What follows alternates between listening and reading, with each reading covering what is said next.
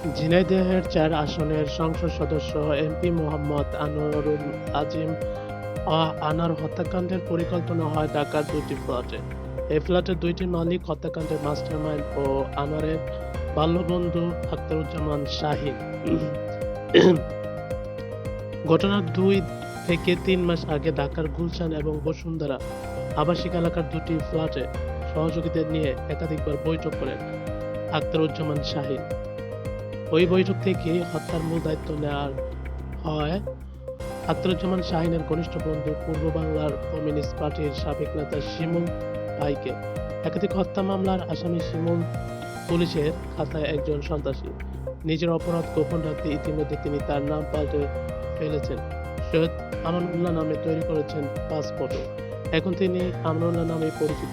সংশ্লিষ্ট সূত্রে এসব তথ্য জানা গেছে। ভারতে চিকিৎসা নিতে গিয়ে কলকাতার দমদম বিমানবন্দর লাগোয়া নিউ টাউনে রহস্যজনকভাবে খুন হন ঝিনাইদহের ৪ আসনের সংসদ সদস্য এমপি আনোয়ারুল আজিম আনার। স্নায়ুরোগের চিকিৎসা নিতে তিনি ১২ মে দর্শনা গেদে সীমান্ত দিয়ে কলকাতা যান, কিন্তু পরদিন থেকেই রহস্যজনকভাবে নিখোঁজ হন তিনি। মূলত সেই দিনেই ১৩ মে তাকে হত্যা করা হয়। এই ঘটনা প্রকাশ্যে আসা বুধবার। এই দিনেই রাজধানীর শেরেবাংলা নগর থানার আনোয়ারের মেয়ে মুনতারিন ফেরদৌস ডরিন বাদী হয়ে অজ্ঞাতনামা আসামিদের বিরুদ্ধে মামলা করেন। এদিকে বৃহস্পতিবার বেলা ৩টায় ভারতের একটা তদন্ত দল ঢাকায় পৌঁছায়। এদিন সন্ধ্যা ৬:৩০টার পর টিভি কার্যালয়ে যান ভারতের ইন্টেলিজেন্সি ব্যুরোর অফিসার অন্তক কুমার জয়দীপ সহ ৪ জন। তারা সেখানে আনোয়ারের মৃত্যুর ঘটনার নানা দিক নিয়ে টিভি ওয়ারি বিভাগের সঙ্গে আলোচনা করেন। পরে ঢাকাস্থ ভারতীয় হাইকমিশনার হয়ে বিকালে ঢাকা মেট্রোপলিটন পুলিশ ডিএমবির সংসদ সব দপ্তরে একটি বৈঠক করেন। একই সঙ্গে ডিবির কাছে গ্রেপ্তার থাকা হত্যা মামলার আসামিদের সঙ্গে কথা বলেন তারা। পরে রাত ৯টা ৫০ মিনিটের দিকে ডিবি কার্যালয় থেকে বের হন তারা। এই সময় সাংবাদিকের সঙ্গে কোনো কথা বলেননি। বৈঠক শেষে এমপির অতিরিক্ত কমিশনার গোয়েন্দা মোহাম্মদ হারুনুর রশিদ সাংবাদিকদের বলেন, আমাদের কাছে যেসব আসামি আছে তাদের সঙ্গে কলকাতা পুলিশের প্রতিনিধি দল কথা বলেছে। আসামিরা যেসব তথ্য আমাদের কাছে দিয়েছেন একই তথ্য আমাদেরকে দিয়েছেন। আসামিদের বক্তব্য তারা শুনেছেন।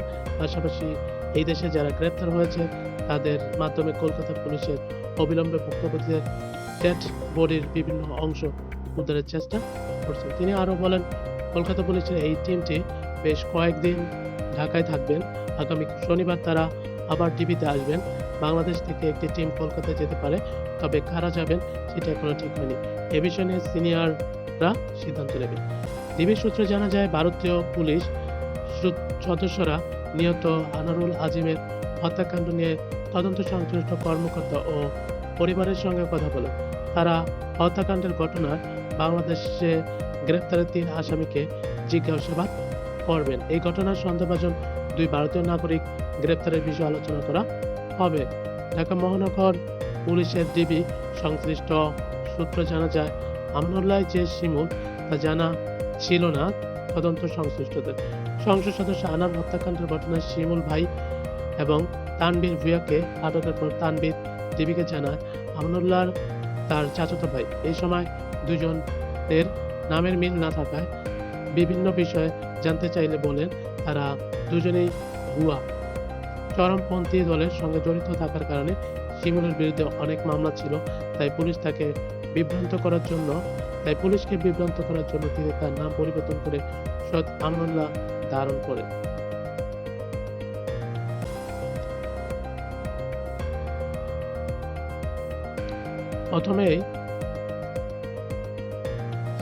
প্রথমেই তাকে হত্যা করার পরিকল্পনা করা হয় বাংলাদেশের মিশন সম্পূর্ণ করার জন্য।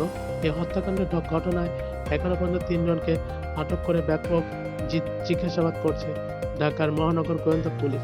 তারা হলেন শিমুল ভাই ওরফে আমানুল্লাহ, তার ভাই তানবীর ভূঁইয়া এবং মূল পরিকল্পনাকারী আখতারুজ্জামান শাহীনের বান্ধবী সেলেস্তি রহমান।